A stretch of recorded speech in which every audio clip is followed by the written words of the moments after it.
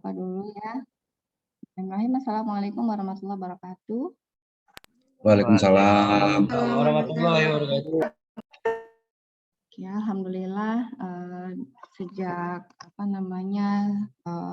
sudah 2 minggu ya kita alhamdulillah kita bisa ketemu lagi di kesempatan sore hari ini. Anda mungkin sudah kuliah dari pagi atau ada jam kosong mungkin? Baru selesai Bu tadi. Sudah, Bu. Baru selesai Bu tadi. Oke. Yang letih mungkin boleh off cam tapi nanti saya unggah ininya ya, recordingnya insya Allah. Oke, saya mohon maaf terpaksa menggabungkan Anda, karena untuk mengadakan kuliah ini itu saya keteteran gitu ya. Jadi rewang saya juga belum bisa masuk. Jadi saya ini ngungsi dalam tanda kutip, jadi semuanya serba terbatas juga. Ya, tapi nggak apa-apa. Bismillah, kita tetap bisa jalan perkuliahan kita. Seingat saya sudah menggelar perkuliahan 3 kali ya, 3 kali. Kemudian materi kita terakhir sampai dengan inferensial statistik ya. Konsep terkait dengan uji hipotesis juga sudah saya jelaskan. Baik, saya akan mencoba menyederhanakan konsep beberapa jenis uji hipotesis yang ada di sini. Sebentar ya. Bahannya masih ada ya, masih nyimpan ya filenya ya, Anda ya. Ada yang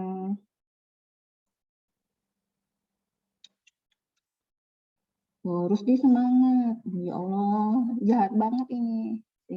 Si Khairul nih jahat nih, ya Allah. Makanya harus sembuh. Bismillah, gitu doang kok ya. Kalau Anda tuh masih muda tuh insya Allah sembuh. Udah minta maaf, Bu. Udah minta maaf. Khairul emang gitu, Khairul, Bu. Khairul ini, Bu. Bukan Khairul ini, Khairul ini. Oke. Aku tak fokus. Aku tadi mau bagi slide. Oh ya, tuh kan Anda tuh, aduh, kita lama ini nggak ngajarin. Nah, saya mau bagi slide.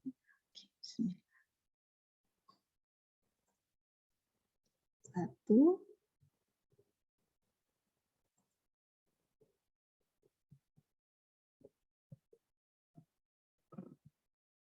Oke ya, sudah saya bagi di room chat.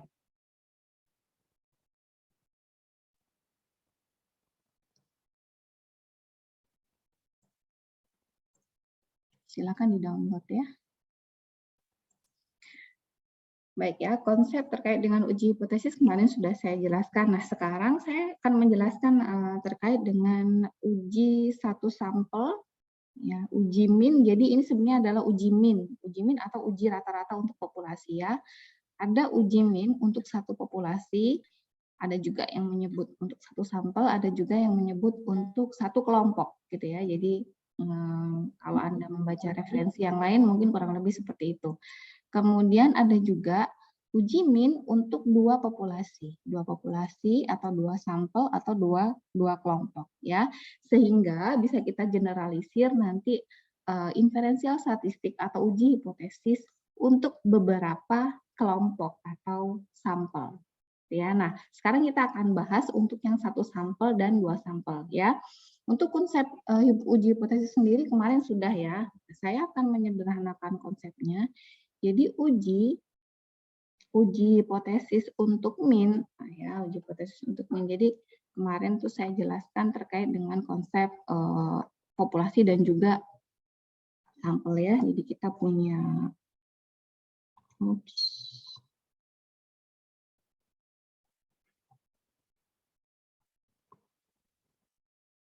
Jadi kemarin kita akan punya populasi, gitu ya. Kemudian kita juga punya sampel ya.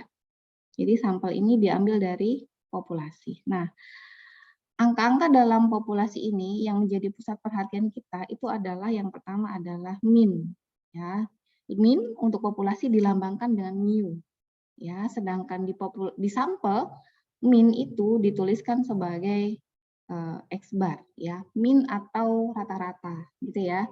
Nah, mean untuk populasi sendiri itu kan saya ceritakan atau statistik dalam populasi itu kita tidak bisa menghitungnya gitu ya. Kenapa? Karena banyak hal, kemarin sudah saya jelaskan. Nah, namun si MIU ini atau mean dari populasi ini ya sering kita butuhkan informasinya untuk mengambil sebuah keputusan gitu ya. Karena kita butuh informasi terkait dengan populasi ini. Ya. Nah, kita menebaknya si MIU ini kita menebak MIU ini dengan informasi yang ada di sampel yaitu si X bar. Gitu ya, sedemikian sehingga kalau secara matematik gitu ya, saya pernah ceritakan misalkan yang kita diskusikan adalah terkait dengan IPK gitu ya, IPK mahasiswa. Populasinya misalkan 3,55, kemudian ketika kita hitung dari sampel yaitu 3,50 misalkan. Nah, pertanyaannya apakah 3,50 itu sudah 3,50 itu sama dengan 3,55? Apakah kita bisa simpulkan bahwa mean dari populasi itu 3,55 gitu ya, dan seterusnya. Nah, ada beberapa kaidah yang perlu kita perhatikan dalam inferensial statistik terutama terkait dengan mean ya. Kalau untuk satu sampel itu hanya dibedakan ada tiga bagian ya yang perlu kita cermati ya. Yang pertama adalah yang ini nih, yang pertama.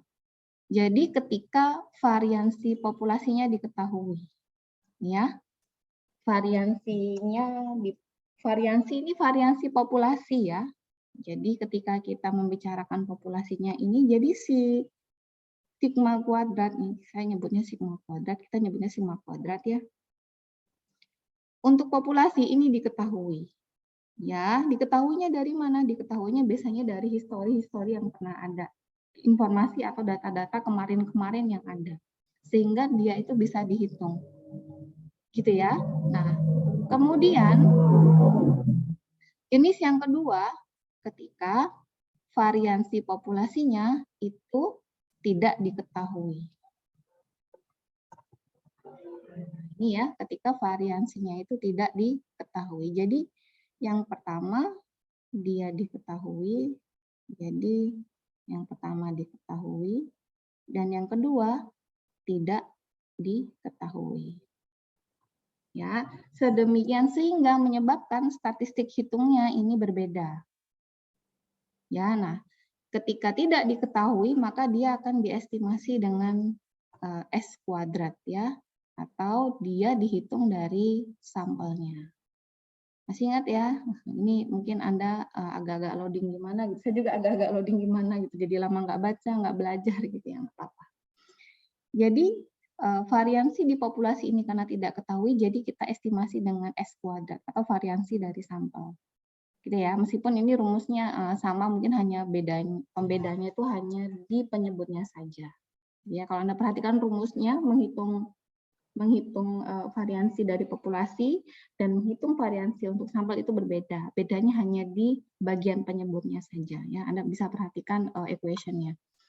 Nah, lalu apa Bu yang membedakan ketika kondisi variansi populasinya diketahui dan tidak diketahui? Ya, kemarin saya sudah jelaskan ada 5 langkah ya, ada 5 langkah uji hipotesis. Jadi nanti yang akan membedakannya adalah di bagian statistik hitungnya. Nah ini. Jadi ketika variansinya itu diketahui, ya, ketika variansinya ini diketahui, maka kita akan menggunakan yang namanya Z hitung atau kita sebut dia sebagai uji Z. Ya. Kita pakai Z hitung. Kita sebut dia sebagai uji Z. Kenapa pakai uji Z? Karena kita menggunakan distribusi normal standar. Kita bawa dia ke distribusi normal standar. Jadi memandang bahwasanya populasi kita itu adalah populasi yang normal, gitu ya, normal dan dengan variansi yang diketahui ini nanti kita akan bawa dia ke distribusi normal standar. Tentunya dengan hipotesis yang disesuaikan dengan kebutuhan ya. Ini Anda nggak boleh pakai tiga-tiganya. Anda pilih salah satu, yang ini, atau yang ini. Gitu ya, disesuaikan dengan kebutuhan. Ya, dan Anda perlu perhatikan, Anda ingat bahwasanya H0 dan H1 adalah pernyataan yang saling berkebalikan, gitu ya. Dia adalah pernyataan yang saling berkebalikan dan nggak boleh ditukar posisinya. Sepakat ya, tidak boleh ditukar posisinya. Sehingga nanti implikasinya adalah di bagian daerah penolakan, gitu ya. H0 ditolak apabila, gitu ya, Z hitung, bla bla bla bla, dan seterusnya. Oke. Bagaimana kalau variansinya tidak diketahui? Nah, saya sampaikan tadi, ketika variansinya itu tidak diketahui, maka kita akan mengestimasi, mengira-ngira bahwasanya ya variansi itu akan kita hitung dari sampelnya, ya, yaitu dengan S kuadrat ya. Ini dia. Nanti bedanya di sini nih. Nah, ini dia bedanya ya. Anda notit ya. Jadi tadi slide keberapa? Ini slide ke-17. Nah, ini nanti yang membedakan ini saja. Yang tadi kita menggunakan Z hitung ya, dan ketika variansi populasinya itu tidak diketahui, maka kita menggunakan yang namanya uji T. Ya, saya lagi kita sebut dia sebagai uji T gitu ya. Apa itu Bu uji T? Yaitu kita akan membawa ya populasi itu ke dalam bentuk distribusi student T. Ya, jadi kalau yang Z tadi kita bawa ke normal standar, yang T ini kita bawa dia ke distribusi student T. Ya, itu mathematic reason lah ya. Nah, juga demikian dengan hipotesis yang akan diterapkan Anda sesuaikan dengan kebutuhan analisis ya, apakah yang pertama, yang kedua, atau yang ketiga. Baik, kita lihat contohnya.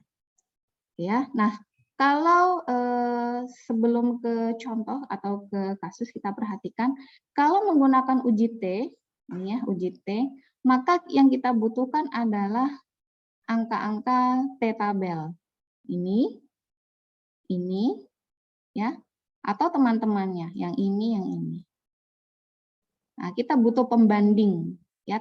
Jadi di sini nanti kita akan menghitung T hitungnya dan kita bandingkan dengan T tabel namanya. Gitu ya. Nah, begitu juga dengan uji Z. Saya kayaknya sudah pernah kasih lihat ya, nanti kita lihat lagi. Nah, yang uji Z juga sama, kita butuh pembanding.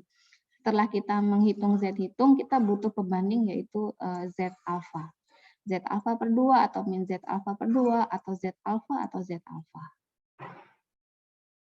Gitu ya. Baik, sekarang kita lihat case-nya atau kasusnya. Kemarin ada contoh yang sudah saya lempar ya.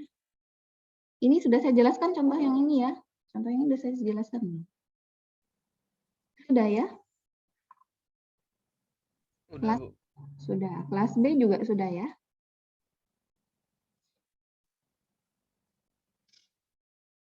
Kemarin kayaknya ada tugas ya di kelas A atau kelas B? Saya lupa ya. Coba kita bahas ya. Di Kelas A. Kelas A. Ya? Baik. Anda beruntung.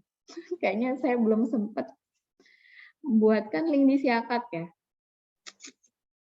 Apa-apa ya, coba kita lihat. B belum ya, Bu? B belum, ya belum. B belum saya kasih tugas apa-apa.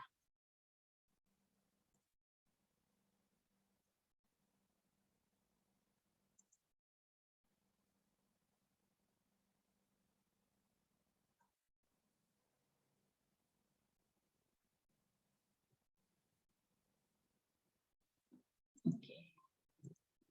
Ini ya. Iya, benar, Bu.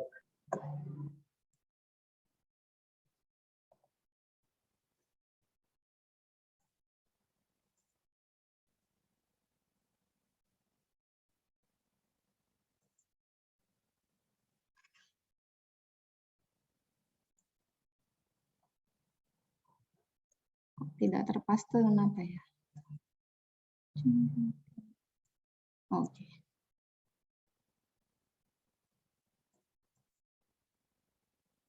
Oke ya.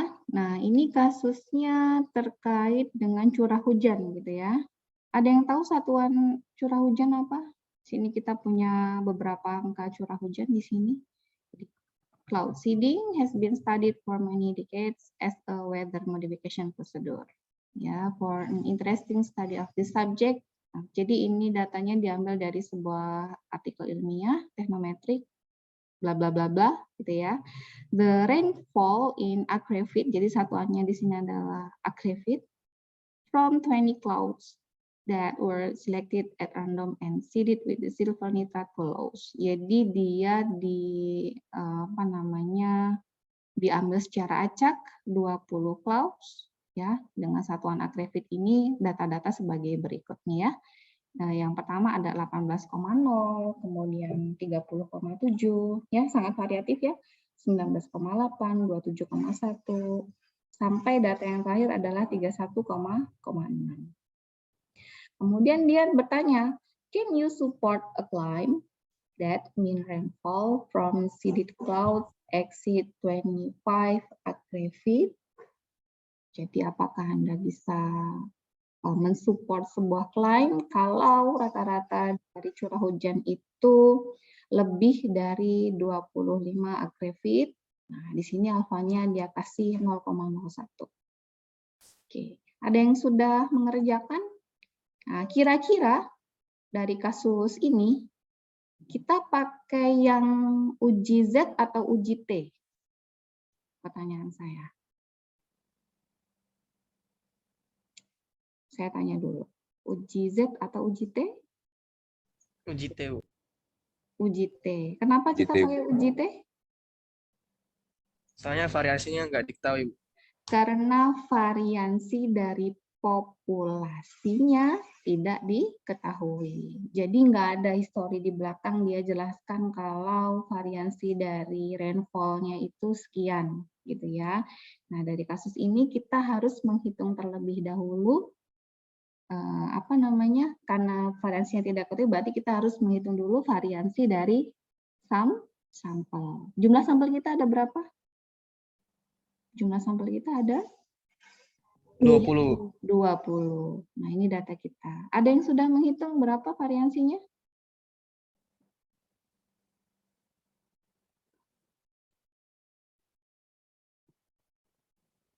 Yang sudah mengerjakan variansinya berapa? Saya nggak ngitung. Saya nggak ngitung. Iya, saya nggak ngitung. Berapa variansinya? Ada yang sudah menghitung kemarin?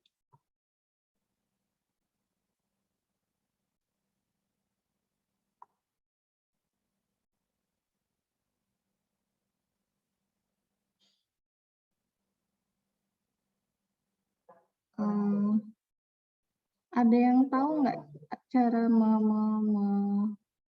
mencoret-coret di Word?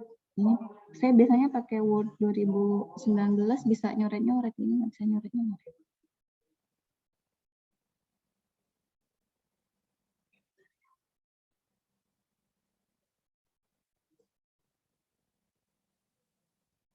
Berapa ininya? Variansinya? 4,7, Bu. 4. Itu variansi apa standar deviasi?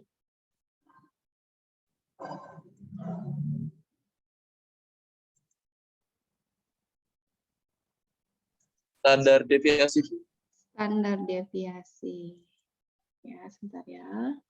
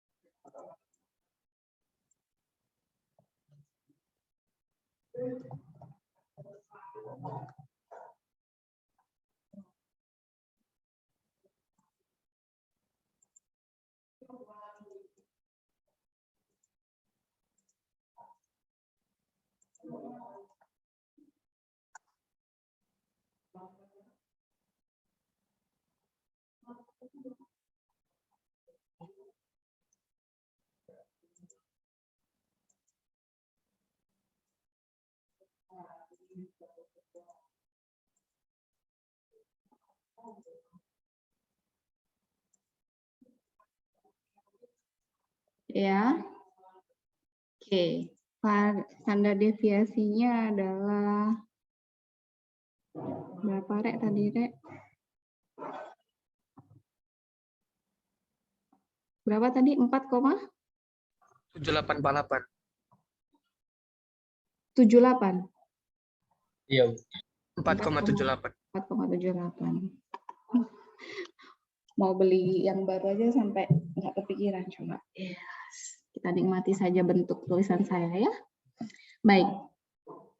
Nah, ini kita hitung dari sampel yang 20 sampel tersebut. Nah, sekarang pertanyaan saya, untuk menjawab bagian A ini, atau untuk memenuhi, bisa menjawab, can you support a claim that mean rainfall from seeded clouds exceed 25 acre-feet? Apakah Anda bisa mensupport gitu, atau bisa mendukung sebuah klaim kalau rata-rata dari rainfall ini lebih dari 25 acre-feet? Nah, sekarang ini yang harus step yang harus Anda hati-hati ya. Jadi untuk menggunakan itu, pertanyaan adalah bagian mana yang mau Anda pakai?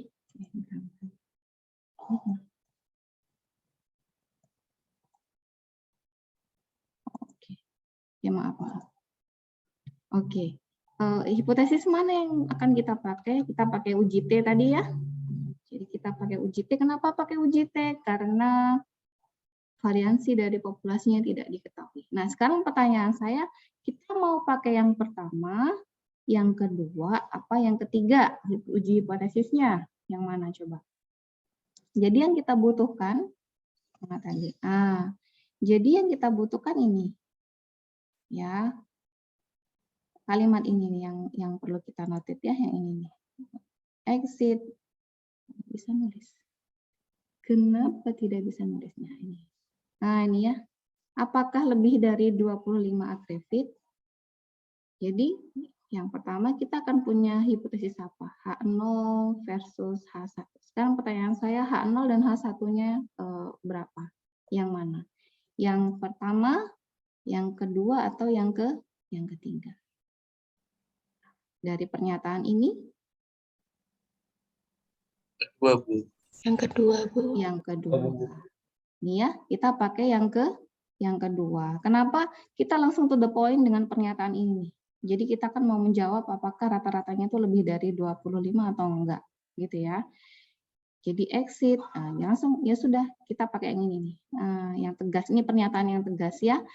Terus Bu, kenapa kita nggak pakai yang ketiga? Di sini juga ada yang lebih dari Bu, H0-nya gitu ya. Nah, ini pernyataannya kurang tegas. Kenapa? Karena ini masih ada kemungkinan sama dengannya. Karena kebutuhan kita adalah lebih dari, jadi yang kita pakai adalah yang kedua, yaitu yang mensupport kebutuhan klaim itu ya, yang ini. Jadi H0-nya, mu 0-nya berapa di sini? Mu 0-nya berarti kita ganti dengan 25. Iya, jadi kita akan punya yang pertama adalah mu kurang dari sama dengan 25 versus mu lebih dari 25. Oke ya. Nah, kita punya 20 sampel tuh. Kemudian langkah yang kedua, ya. Langkah yang kedua adalah menentukan alfanya. Ya, alfanya minta berapa dia? Alfanya dia minta berapa? 0,001. Ya, jadi level signifikan.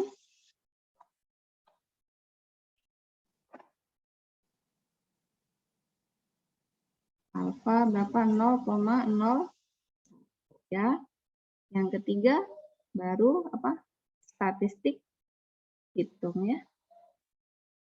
Statistik hitung kita akan punya T hitung atau T cut sama dengan rumusnya apa? Nah, ini ya rumusnya ya. X bar min mu 0 dibagi S per akar N.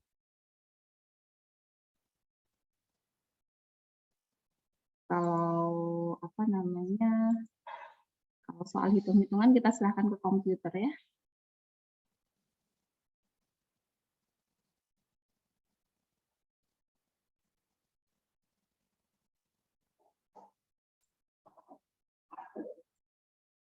Nah, sekarang pertanyaannya, X barnya berapa?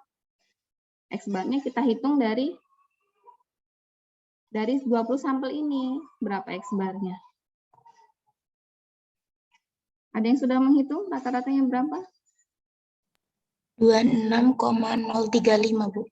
26,035. Ya, berarti kita bisa masukkan di sini 26,035 min berapa? Min mu 0 ya. Mu 0-nya berapa? Iya, 25 dibagi S-nya 4,78 dibagi akar 20. Ya. Berapa ini? Ada yang sudah menghitung? 0,97. Oh ya, sama. Yang lain sama? Hasilnya ini? Ada yang beda enggak? Sama, Bu. Sama, Bu. Confirm ya, 0,97 ya. Baik, sekarang kita lihat langkah yang keempat. Langkah yang keempat apa? Menentukan daerah penolakan ya. The rejection region. Jadi daerah kritis atau kita sering sebut sebagai daerah kritis. Itu H0 ditolak gitu ya. Apabila di reject null hypothesis if. Nah, karena kita pakai yang kedua, yang ini, maka daerah penolakannya kita pakai yang ini ya.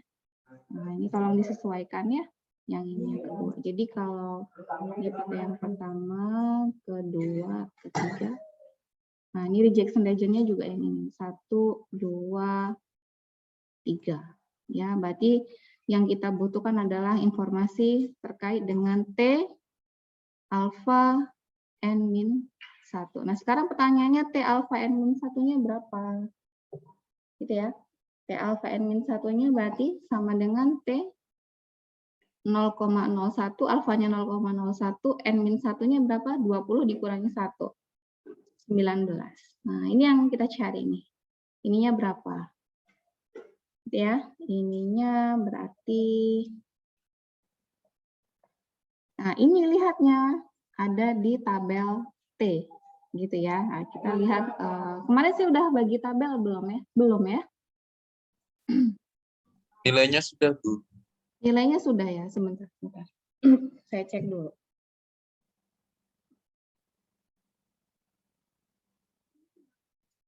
Oke.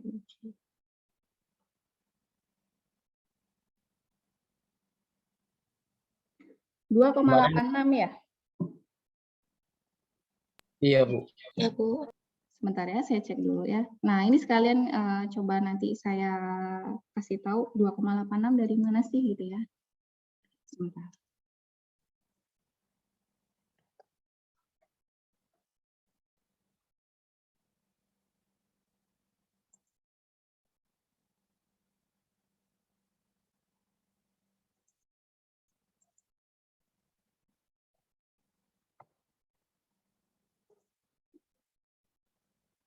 Ya, jadi ada yang namanya tabel Z dan juga tabel T ya. Saya lihat. Ini mungkin tidak akan detail saya jelaskan karena kita nggak punya waktu ya. Kita itu cuma 2 SKS soalnya. Nanti kalau ada yang nanya, nah kemarin Bu dapat dari mana Bu? 2,86 ya, kita lihat sama enggak nih. Jadi di sini ada ini yang namanya table T table. Apa itu table T? Table T itu diambil dari distribusi student T, gitu ya. Jadi uji kita adalah uji T, jadi kita akan menggunakan distribusi student T. Jadi di sini, ini cara membacanya ya. Jadi kan tadi yang kita butuhkan adalah T 0,0119, gitu ya. Nah, jadi di sini ini yang kita sebut dengan 19 ini adalah DF atau degree of freedom. Gitu ya, sedangkan 0,01 adalah probability-nya. Ini kalau kita baca di sini ya.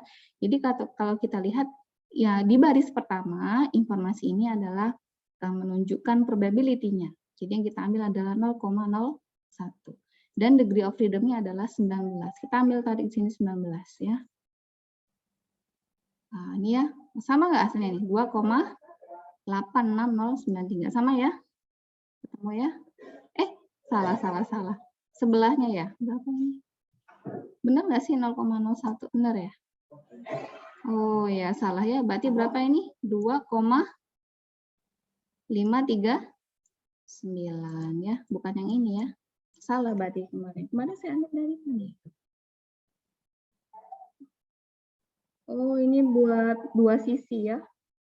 Ya, karena kita pakai satu sisi. Sorry, yang saya share kemarin yang dua sisi ya. Ini yang satu sisi yang kita pakai. Jadi T tabel kita adalah atau T pembanding kita itu adalah 2,553 ya. Kita taruh di sini nih. Jadi H0 ditolak apabila T hitung itu lebih dari T tabel gitu ya. T alfa n min 1. Ya, coba kita lihat T alfa n min 1-nya berapa? Jadi T alfa n min 1-nya adalah 2,5 berapa tadi? 2,539. Jadi 2,539 kita bandingkan dengan T hitungnya 0,97. Nih. Jadi ini kita bandingkan dengan ini. Nah, pertanyaan adalah masuk kriteria ini tidak? Masuk tidak? Apakah T hitung lebih besar dari T alfa n min 1? Enggak, Bu. Enggak, Bu. Tidak. Kalau tidak memenuhi ini, berarti kebalikannya. Kan H0 ditolak apabila memenuhi ini. Nah, karena tidak memenuhi ini, maka H0-nya tidak ditolak. Ya, sekali lagi, karena dia tidak memenuhi kriteria daerah penolakan, maka kebalikannya gitu ya. H0-nya menjadi apa? Tidak ditolak. Ya. Jadi kesimpulannya di sini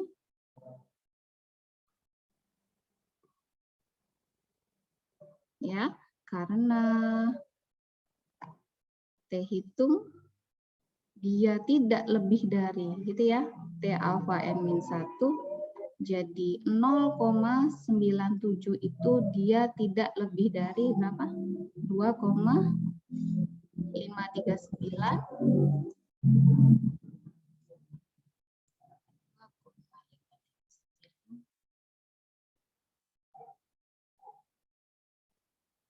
Maka H0-nya tidak ditolak. Artinya apa nih? H0 tidak ditolak. Artinya apa artinya? Kalau H0-nya tidak ditolak. Kalau H0 tidak ditolak, maka berlaku H0 ya. Nah ini nih tadi. Nah ini nih. Jadi H0-nya berlaku. Jadi H0-nya tidak ditolak. Kalau H0 ditolak, berlaku H1. Gitu ya. Kalau H0 ditolak, tidak ditolak, berarti berlaku H0. Artinya apa artinya? Artinya mu-nya gimana? Artinya apa? Ini Lebih kecil sama dengan 25 ya, Bu? ya. Artinya rata-rata dari curah hujan itu dia kurang dari sama dengan 25 atau tidak lebih dari 25 ya. Artinya rata-rata curah hujan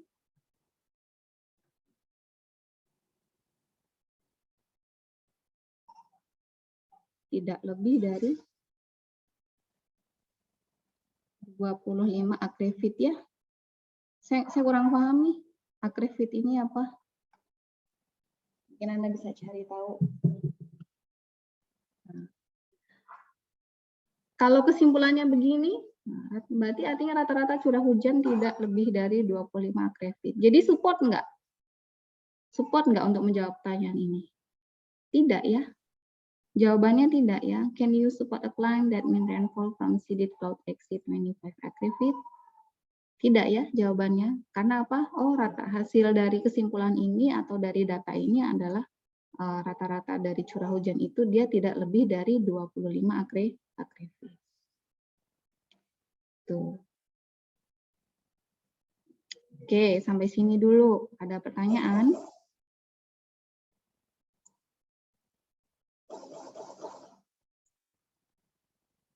Ada yang mau bertanya? Aman? Aman, Bu. Aman, baik.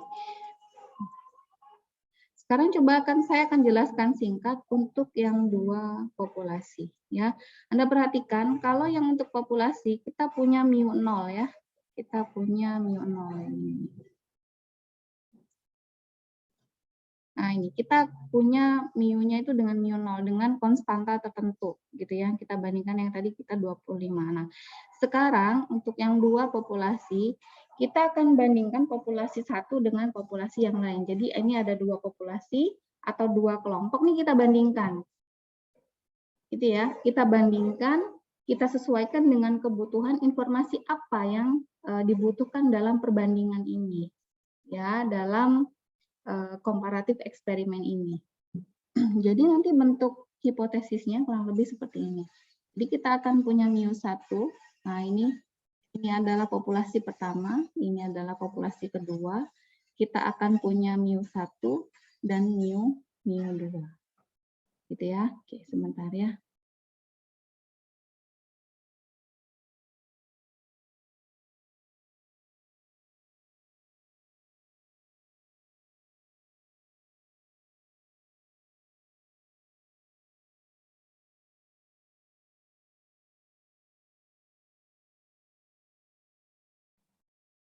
Oke ya.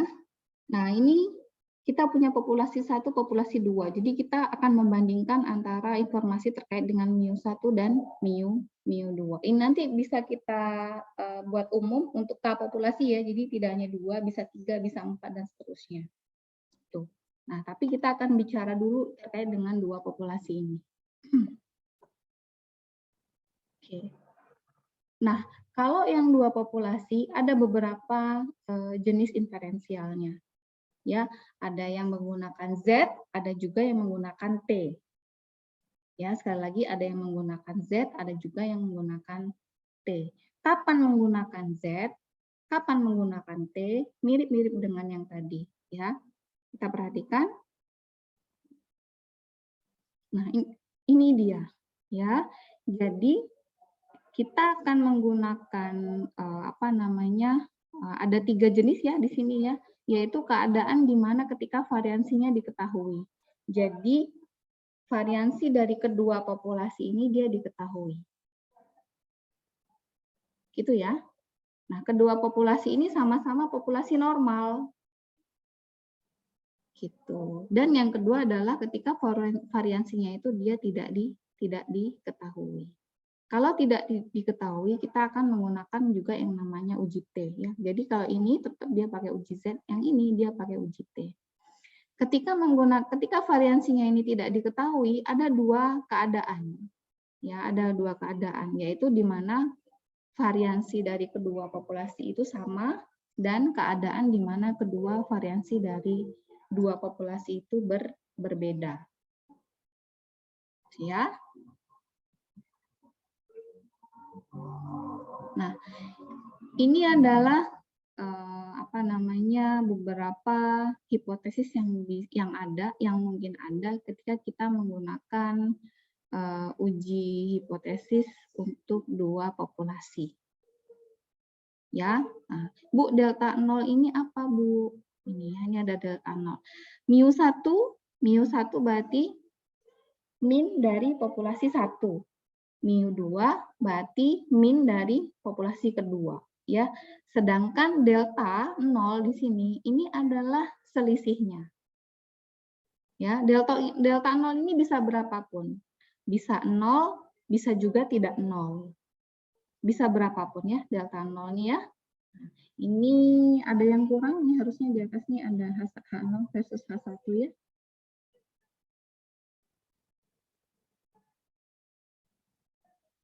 Ini harusnya ada H0 versus H1. Nah, kayak gini harusnya ya. H0, H1.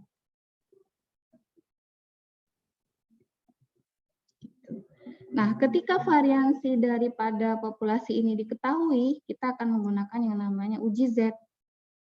Itu ya. Nah, yang dibutuhkan apa saja informasinya? Yang dibutuhkan adalah rata-rata dari sampel pertama, rata-rata sampel yang kedua, dan selisih yang dikehendaki berapa. gitu ya. Nah, ini juga adalah daerah kritis untuk uji hipotesis yang bersesuaian, gitu ya. Jadi yang bersesuaian yang di atas nih ya. Ini kalau yang Anda pakai yang pertama, ini yang kedua, ini yang ketiga. Nah, ini yang pertama, kedua, dan yang ketiga. Ya, Bu, kalau Z gimana Bu cara bacanya? Nanti saya ajarin ya yang Z ya. Nah, ini adalah kalau kita menggunakan Z hitung atau ketika variansi dari populasinya itu diketahui ya. Anda bisa notit di sini di slide saya. Oh, ada yang kepotong ya. Jadi variansinya diketahui. Kalau tidak diketahui, berarti kita menggunakan uji T, di mana yang masih Anda perhatikan adalah variansinya. Case yang pertama adalah variansinya sama. Jadi variansi populasi pertama sama dengan variansi populasi yang kedua. Case yang kedua, variansi yang pertama tidak sama dengan variansi populasi kedua. Jadi sama dan tidak sama dalam statistik itu bukan sama persis ya. Kemarin sudah saya jelaskan, kalau yang satu 3,50, yang kedua itu nggak harus 3,50 gitu ya. Tapi bisa jadi 3,57, 3,59 atau mungkin 3,7 gitu ya. Nah, ini juga bisa menggunakan tahap uji hipotesis, bisa juga tidak gitu ya. Kita lihat contohnya. Nah, yang ini dia. Ketika variansinya diasumsikan sama, ya ini kalau variansinya diasumsikan sama, maka kita menggunakan step-step yang ada di bawah ini. Ya, jadi kita akan menggunakan statistik SP atau S-pool. Ya, S-pool ini dihitung dengan equation yang ada di bawah ini. Yang ada di bawah ini. Sedangkan ketika variansinya berbeda, kalau variansinya berbeda, kita menggunakan variansi dari populasi pertama dan juga variansi dari populasi kedua. Itu. Baik, sampai sini ada yang mau bertanya?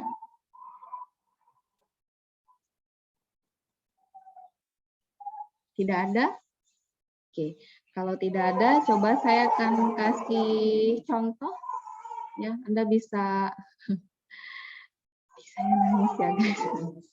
Saya bingung nih, jadi nggak fokus. Ya, sebentar ya. Oke, ini contoh ketika variansinya itu dia tidak diketahui, ya, variansinya tidak diketahui, dan diasumsikan sama, ya, dan diasumsikan sama. Ya, kita lihat ini ada dua kelompok sampel. Ini kelompok sampel pertama, ini kelompok sampel yang kedua. Ya, ini adalah statistik yang atau informasi statistik yang kita butuhkan, yaitu X bar 1 dan S1. S1 ini standar deviasi ya.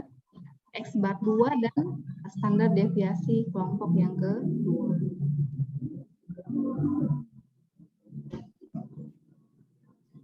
Nah, ketika variansinya sama, nah, ini tadi ini variansinya sama. Oh ya, perhitungannya saya tidak masukkan di sini ya. Kita bisa pakai yang ini. Nah, coba untuk latihan ya.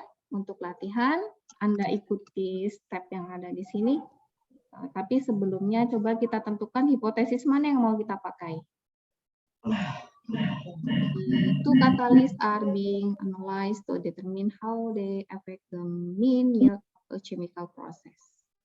Jadi ada dua katalis yang dianalisis untuk menentukan bagaimana mereka berefek pada sebuah proses kimia, gitu ya. Jadi ada katalis 1 dan katalis 2. Ya. Jadi katalis 1 ini currently in use. Jadi sekarang ini lagi dipakai nih katalis 1. Nah, katalis 2 ya masih dipertimbangkan lah, tapi dia diterima, ya acceptable. Ya, karena katalis 2 ini dia lebih murah, ya it should be adopt. Jadi ya bolehlah di-adopt gitu ya. Providing it doesn't change the process. Jadi selama dia tidak mengubah proses yang ada gitu ya. Kemudian sebuah tes dijalankan ya di pilot plan dan hasilnya ditunjukkan dengan data di bawah ini. Ya, pertanyaan adalah is there any difference between the mean yield? Jadi pertanyaannya adalah apakah ada perbedaan di antara keduanya gitu ya. Gunakan alfa 0,05 dan diasumsikan apa ini? Variansinya itu sama. Sama. Lalu apa yang bisa kita lakukan dari sini? Nah, pertanyaannya dia cuma bertanya begini nih, is there any difference between the mean yield? Jadi ada nggak bedanya antara katalis 1 sama katalis 2? Nah, oleh sebab itu kita mau pakai hipotesis yang mana nih? Yang pertama, yang kedua, atau yang ketiga? Ya. Nah, yang pertama yang harus kita perhatikan adalah, oh ini variansi dari populasinya ini dua-duanya tidak diketahui. Berarti jelas kita akan menggunakan uji apa kalau tidak diketahui? Uji T. Ya. Variansinya tidak diketahui dan diasumsikan variansinya sama. Ya, sehingga kita akan menggunakan uji T. Uji T yang asumsi variansinya sama. Berarti kita pakai yang ini. Nah, pertanyaannya adalah kita mau pakai yang pertama, yang kedua, apa yang ketiga? Ya. Kalau pertanyaannya itu adalah, ya kalau pertanyaannya adalah, ada beda nggak antara min 1 sama min yang kedua? Berarti cukup delta nolnya ini kita ganti dia dengan 0. Anda perhatikan saya ya. Jadi kalau yang ditanya hanya ada beda atau enggak, berarti delta nolnya ini nanti dia sama dengan 0. Oke ya, ini H0 versus H1. H0 versus H1, ini H0 versus H1. Jadi delta nolnya ini sama dengan 0. Ya, nah kalau ditanya beda apa enggak, sebenarnya beda apa enggak berarti sama apa enggak, gitu aja kan? Berarti yang kita pakai adalah yang yang pertama, ya. Karena ini ya, sama enggak, udah gitu aja kan, sama apa enggak. Jadi Anda perhatikan kita akan punya uji hipotesis μ1 min μ2, ini H0-nya ya, sama dengan 0. Ini pernyataan ini akan sama dengan μ1 sama dengan μ2.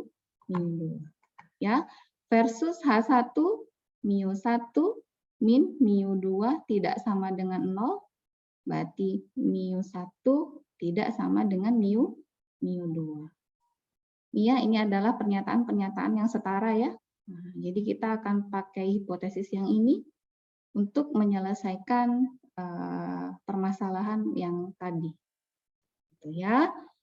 Kemudian apalagi yang Anda butuhkan? Yang kita butuhkan adalah menghitung X bar 1 nih ya, kemudian X bar 2, kemudian di sini ada SP atau S-pool. Nah, S-pool-nya itu dihitung dari apa ini? Dari sini ya. Berarti kita akan butuh S1 kuadrat dan S2 kuadrat. Jadi dihitung populasinya berapa, masukkan ke sini, kemudian dihitung S kuadrat P-nya. Dihitung di sini ya. Kemudian masukkan nanti SP-nya di sini, dan karena kita pakai yang pertama, yang ini, berarti nanti darah penolakannya yang ini nih. Yang ini ya, yang kita pakai ya. Ini yang kedua kita pakai yang ini, kemudian ini yang ketiga, ini yang ketiga. Tuh ya.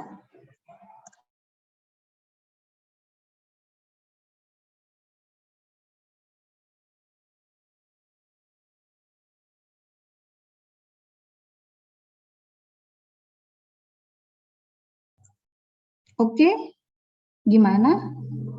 Ada pertanyaan untuk kasus ini? Bu, izin tanya, Bu. Boleh. Kalau contoh dua varian yang diketahui itu gimana, Bu? Soalnya, Bu. Biasanya di state, Mas. Di state di soal. Varian itu new ya, Bu? Bukan sayang, variansi. Variansi. Masih bingung juga, Bu. Agak bingung gitu. Iya, karena mungkin udah sore ya. Iya, benar. Iya, nih. Ini contoh yang diketahui. Nah, dia bilang kayak gini nih.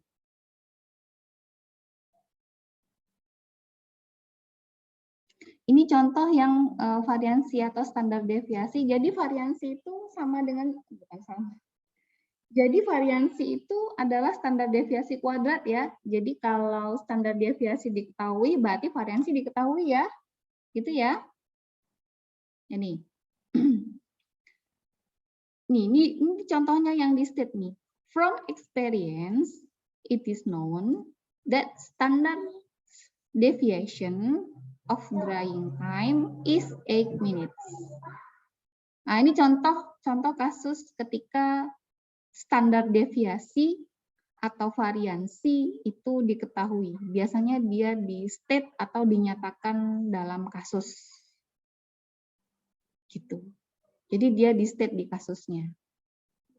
Ini contoh untuk yang uji Z. Ya, karena dia diketahui ini known, diketahui, kalau diketahui dia pakai uji Z. Nah, ini contoh yang diketahui. Jadi dia di state di dalam kampus. Nah, kalau ini contohnya apa nih? A product developer is interested in reducing the drying time of a primer paint. Two formulation of the paint are tested. Kemudian formulation first is the standard chemistry. Jadi formula satunya adalah standard chemistry and second formulationnya itu has a new drying ingredient. Jadi dia punya komposisi ya baru gitu ya, yang kiranya dia akan mengurangi waktu pengeringan. Jadi ada 2 cat gitu kan ya. Ada 2 cat, yang lama ini formula 1 ini adalah yang standar, yang 2-nya yang baru. Ya. Dari experience diketahui kalau standar deviasi dari drying time ini atau waktu pengeringan dari cat ini adalah 8 menit. Ya, adalah 8 menit. Kemudian ada 10 spesimen yang dites dengan formula 1 dan 10 spesimen yang lain dengan formula 2. Ya. Kemudian 10 spesimen dites dengan formula 1, 10 yang lain dites dengan formula 2. Berarti sampel dari formula 1 ada 10, formula 2-nya ada 10. Ya, kemudian rata-rata dari waktu pengeringan keduanya itu yang pertama 121 menit. Kemudian waktu pengeringan untuk formula yang keduanya adalah 112 ya. Ini secara matematik juga udah jauh ya selisihnya ya, 121 dan 112. Kemudian pertanyaannya adalah what conclusion can product developer draw about effectiveness of the new ingredient. Jadi kesimpulan apa yang bisa yang bisa diambil dari product developer terkait dengan keefektifan ingredient yang baru tersebut. Tuh. Jadi kira-kira ini kalau secara matematik gimana? Ini lebih cepat nggak? Lebih cepat ya. Nah, lebih cepatnya itu pertanyaannya kalau di statistik itu dia signifikan apa enggak kan gitu. Nah, diteslah dia dengan uji hipotesis dalam statistik itu tadi. Nah, bedanya dengan kasus yang tadi apa, Bu? Kasus yang tadi itu dia variansinya tidak diketahui. Nah, kalau yang ini diketahui. Nah, ini ya bedanya. Kalau yang tadinya tidak diketahui, yang ini diketahui. Gitu. Kalau ini, berarti nanti dia pakai uji Z. Yang ini nih uji Z-nya. Nah, masukin aja di sini variansi pertama, variansi kedua, ya M1-nya berarti nanti 10, M2-nya juga 10.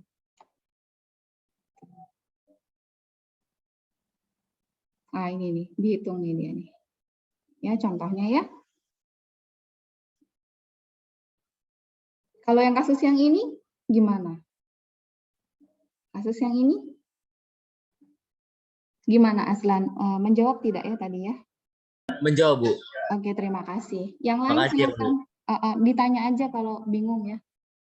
Saya juga lama nggak 2 minggu nggak ngajar, jadi kayak ada yang lost gitu. Tanya aja kalau ada yang bingung.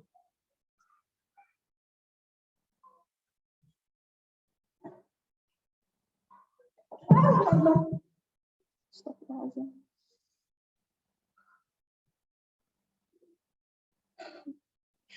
Astagfirullahaladzim, ya Allah. Setrum. Hati-hati, Bu.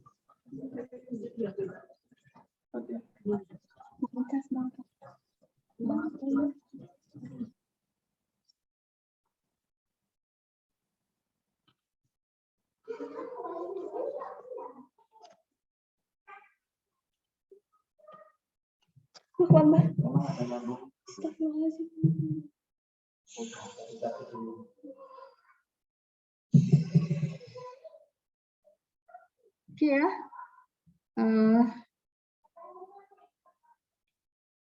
Setrum. Maaf. Iya, saya beneran kesetrum. Iya.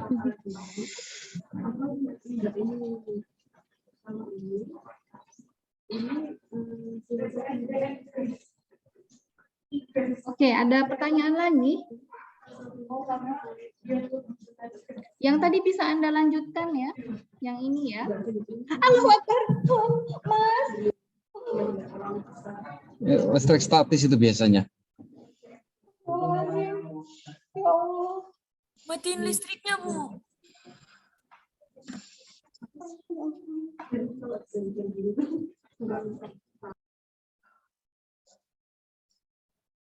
Kenapa ya kira-kira ya? Ibu nggak pakai sendal ya? Pakai sendal, Bu. Saya duduk di lantai. Tahan dulu, Bu. Ya, itu dulu ya hari ini ya. Iya.